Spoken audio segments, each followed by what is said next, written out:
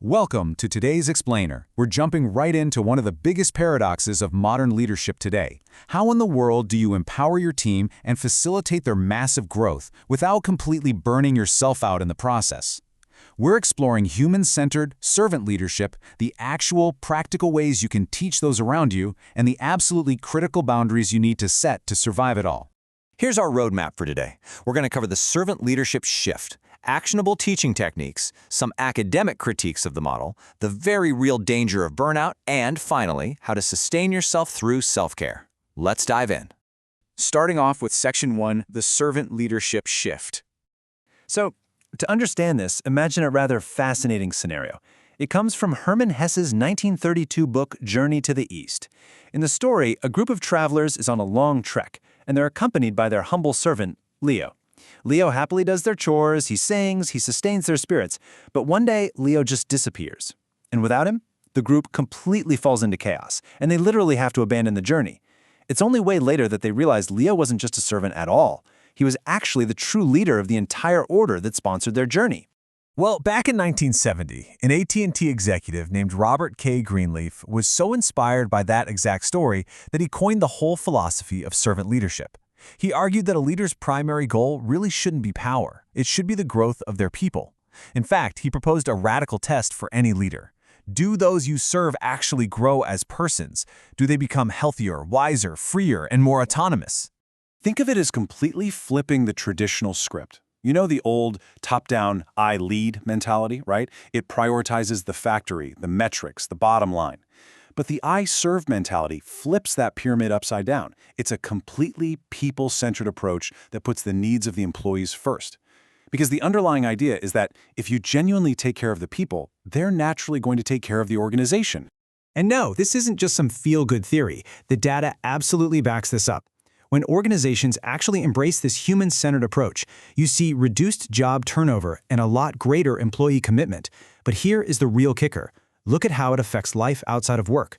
Employees experience way less emotional exhaustion, which actually leads to stronger marital relationships and something researchers call work-to-family positive spillover. When you serve your team well, they literally take that positive energy home to their families. Moving right along to Section 2, accelerating teaching and learning. Okay, so a huge part of being a servant leader is being a teacher. When you're training others, you can apply the Pareto principle, the 80-20 rule. You want to focus your effort on the 20% of instruction that's going to yield 80% of the actual learning results.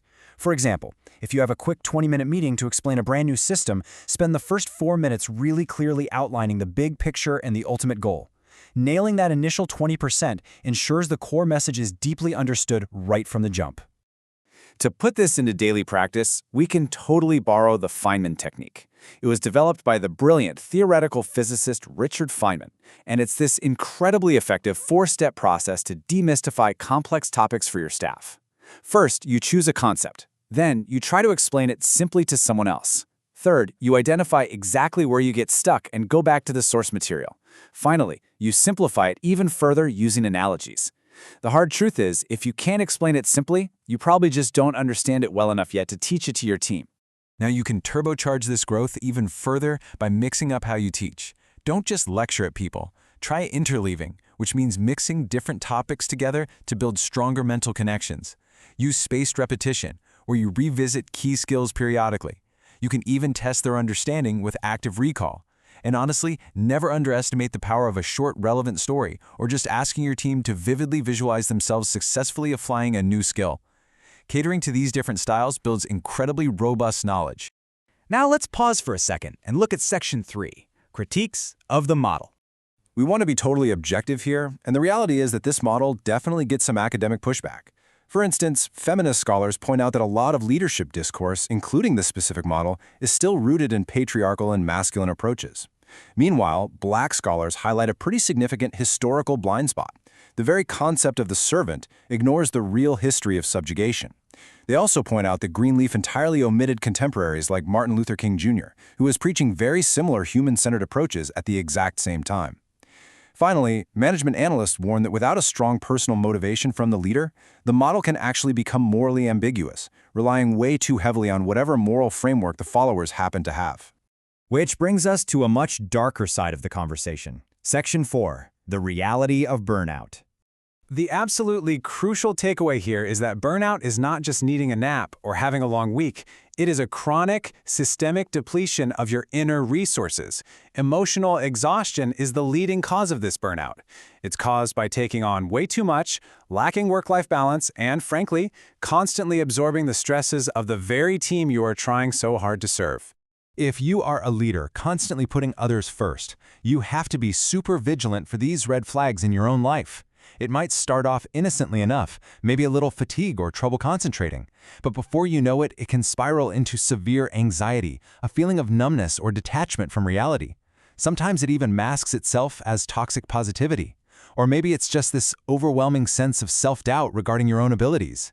If you are seeing these signs, your internal battery is basically flashing red. You literally cannot pour from an empty cup. So let's look at Section 5, Sustaining Through Self-Care. It all starts inside your own head. You must actively manage your emotions and adopt a growth mindset. One really powerful concept here is learning to manage your emotional reactions.